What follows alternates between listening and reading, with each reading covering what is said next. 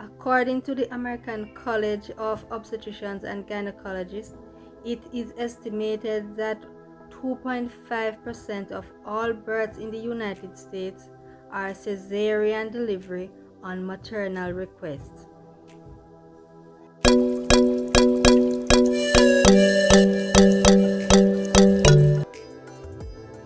Hello, welcome again. I am Karine Mann. I am a nurse and a mother. I create videos to educate, entertain, and encourage. So, if you haven't already, please subscribe, like, hit the notification bell, and leave a comment.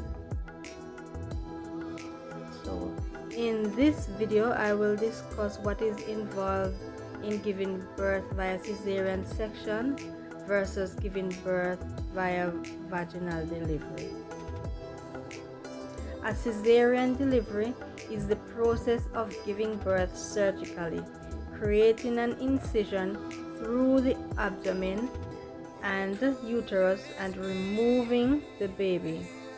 C-section may be planned if there are complications during pregnancy, which would not permit you to deliver vaginally, or you had a previous C-section and vaginal delivery is not an option. However, in most cases, a C-section is usually done for the first time as an emergency when complications develop during labor.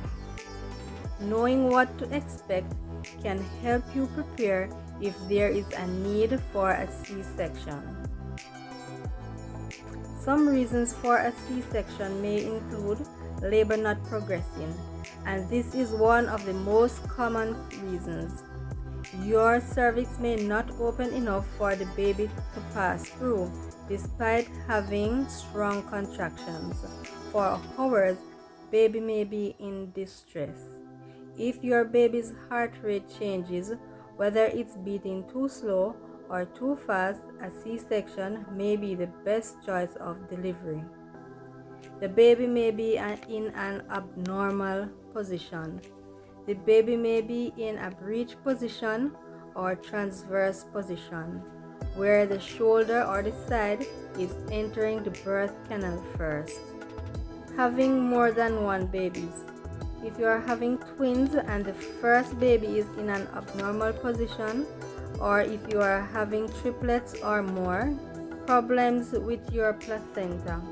If your placenta is in front of the cervix and covering the opening of the cervix. A prolapsed umbilical cord. This is when the umbilical cord falls through the cervix before the baby. If the mother is having health issues, severe health problems such as heart or brain conditions, or an active genital herpes infection when the mother is in labor, or mechanical obstruction, and this may be a large fibroid that is obstructing the birth passage, severely displaced pelvic fracture, or the baby's head is unusually large, which is severe hydrocephalus, or having had a previous C-section. Vaginal birth after C-section, which is known as VBAC, might not be possible. Requesting a C-section for your first pregnancy, especially if you plan on having more than one children, is discouraged. Women who have multiple C-sections are at increased risk of placental problems, heavy bleeding, which might require removal of the uterus. What are some of the risks of C-section? All major surgeries have risk, and a C-section is no different. So some risks to the baby may include breathing difficulties. So the baby may develop transient tachypnea, and this is abnormally fast breathing during the first few days after birth. and surgical injury. This is rare, but accidental nicks to the baby's skin can occur during surgery. So some risks to the mother may include infection. The lining of the uterus may be at risk of getting infected, or the wound may become infected, and postpartum hemorrhage, and this is heavy bleeding during and after delivery. Reaction to anesthesia. Having an adverse reaction to anesthesia is possible. Blood clots. It is possible to develop clots in the deep veins, especially the legs and pelvic organs. Clots can travel to the lungs and block the flow of blood, causing life-threatening damage. Surgical injury. This is also rare for the mother, but it is possible to get injury to the bladder or bowel during surgery, which might require another surgery. Increased risk for future pregnancies. This may lead to more risk for serious complications than after vaginal delivery. The more C-sections you have, the greater the risk of placenta previa and placenta accreta. The uterus may also tear open at the scar line if VBAC is attempted. How to prepare for a C-section? Well, if you are having a planned C-section, your doctor should talk to you about the pros and cons of the surgery. Your anesthesiologist should also talk to you about any medical conditions which may increase the risk of complications. You should also have blood tests done to find out, for example, your blood type and your red blood cell count in case you may need a transfusion during surgery. Whether or not you are scheduled for a C-section, you should talk to your doctor about the likelihood of having a C-section and discuss the pros and cons. During an emergency, you will not be able to have a proper discussion. What to expect? At the hospital, you may be shaved and a tube placed in your bladder through your vagina, and an IV line will be inserted in a vein for fluids and medications. Anesthesia is commonly a spinal block and epidural block to numb your lower body and allow you to be awake during the procedure. General anesthesia is also used, but you will not be able to see, feel, or hear anything during the procedure. After the birth of your baby, you will remain in hospital for a few days. Your catheter will be removed as soon as possible. You will be able to breastfeed, eat, and move around. Your surgical site will be monitored and you will be given medication for pain. At home, follow your doctor's instructions as it relates to wound care. Get as much rest as possible and try to keep things you may need for you and baby close and within easy reach. Avoid any heavy lifting or lift things from a squatting position. Take your pain medications as recommended. Keep your wound site dry and clean to prevent an infection. Try not to do any driving until you are able to apply brakes comfortably and twist without the use of medications like painkillers. Look for signs of an infection. Ask yourself, is the wound red and swollen? Is there a discharge? Am I bleeding unusually heavy? Do I have a fever? Is my pain getting worse? Contact your healthcare provider if your answer is yes to any of these questions. So let us now look at what is involved in giving birth vaginally. What are some of the reasons for a vaginal birth? What is vaginal birth? So a vaginal birth is the process of delivering a baby through the birth canal, entering the world via the vagina through a series of uterine contractions. It is the method of childbirth that is most recommended by healthcare providers for having babies that have reached full term. It can be either spontaneous or induced. Spontaneous vaginal delivery happen on their own without requiring the assistance of the doctor, using tools to pull out the baby. Risks of giving birth vaginally. Vaginal births are usually very safe, but there are some problems that may occur. Why shouldn't I give birth vaginally? If there are possible health risks to the mother, baby, or both, health professionals recommend that these mothers avoid spontaneous vaginal delivery. Some of these reasons may include 1. Having a complete placenta previa or having herpes virus with active lesions, having untreated HIV infection, having more than 1 or 2 previous C-sections or uterine surgeries. As it relates to the baby, if labor has been going on for a long time or the baby is large, then the baby may get injured during the process, resulting in a bruised calf or fractured collarbone. Some of the risks or complications of vaginal delivery may include tearing of the perineum, bleeding. Complications might lead to the use of forceps, vacuum extraction, or surgery, or infection of the uterus, blood clots.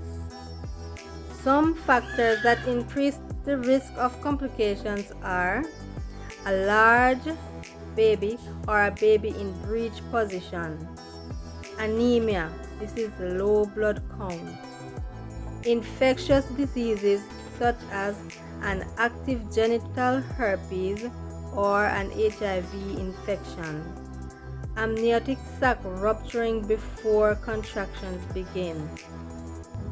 Some other complications are diabetes, bleeding disorders, lung or heart disease, high blood pressure, placenta previa, placenta abruption, or umbilical cord prolapse. So how do we prepare for a vaginal birth? Well, if you are watching this video and have watched my video on getting ready for the hospital, then you are already preparing. But in all seriousness though, preparing involves getting to know the signs of labor and being able to tell the difference between Braxton Hicks contractions and true contraction. Learn about your options for pain management, and this could include relaxation techniques or visualization techniques or medications like an epidural block. What are some of the possible complications of vaginal delivery and how to cope with labor pains? Also, you want to know how to care for your newborn baby. What to expect with a vaginal delivery. At home, your contractions would have been getting stronger and stronger, and the interval between each contraction would be decreasing. By the time you have reached the hospital, you may be at 5 minutes or less between each contraction. You are now in active labor. Your water may or may not have broken at this time. You would have already discussed with your doctor about getting an epidural or having the baby without any pain medication. On the maternity ward, you will be examined and instructed on how to proceed after this. When you are fully effaced at 100% and have been dilated at 10 centimeters, you will be placed in the delivery room, and now you are ready to push your baby into this world. So during delivery, follow the instructions of your doctor or your midwife carefully on when to push and when to stop pushing. As the baby head emerges, you will feel a great relief from the pressure you have been feeling. When the baby has been delivered, the placenta will have to be delivered next. You may have received a tear or had to get an episiotomy. You may need to get stitches if your perineum was torn or cut. Depending on where you are, you could be given an ice pack to place on the perineum. You may also be given a shot of oxytocin to control the bleeding and some pain medication. You will be required in most cases to stay in hospital for at least 24 hours after the baby is born or longer, depending on your personal circumstances. They will most likely look at your blood pressure, whether or not you and baby have urinated or moved your bowels. So when you have been discharged and you and baby are sent home, if you had stitches, it will take a few weeks to heal. To help relieve the pain and soreness, you can do a few things like place an ice pack or cold pack on the area to reduce pain and swelling.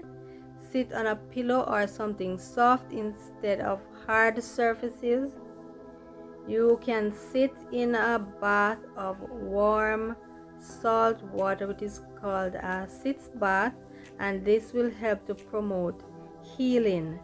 You can use a squirt bottle with warm or cool water to keep the area clean after you pee, or use flushable wet wipes to clean, and remember, front to back when you have moved your bowels. Bleeding from your vagina is normal after delivery and may last for up to 6 weeks. It will be heavy sometimes with clots in the first few days, but will lessen as time goes by. Wear sanitary napkins instead of tampons, and as tampons will introduce bacteria into your vagina. Pain is normal after delivery, especially while you are breastfeeding, as your uterus tightens and goes back to its pre-pregnancy size. Constipation may also be a problem because you may be scared that you will pull out your stitches. So increase your water intake as well as your fiber, and you may ask your doctor about stool softeners. Leaking pee when you laugh, sneeze, or cough is normal and should get better soon, but you can help speed up the process by performing Kegel exercises, and this involves tightening your vaginal muscles as if you want to stop yourself from peeing for 5 seconds. Do this 5 times. Continue up to 10 times in a row until you are doing 3 sets of 10 reps in one day. So remember, whichever path you took to reach your destination of motherhood, you are no less a mother. I took both routes and neither path was easy. But I made it, so you can too. Motherhood is not about how you gave birth. It's about the lessons, the values, and the guidance you can impart on your child to mold them into becoming productive members of our society.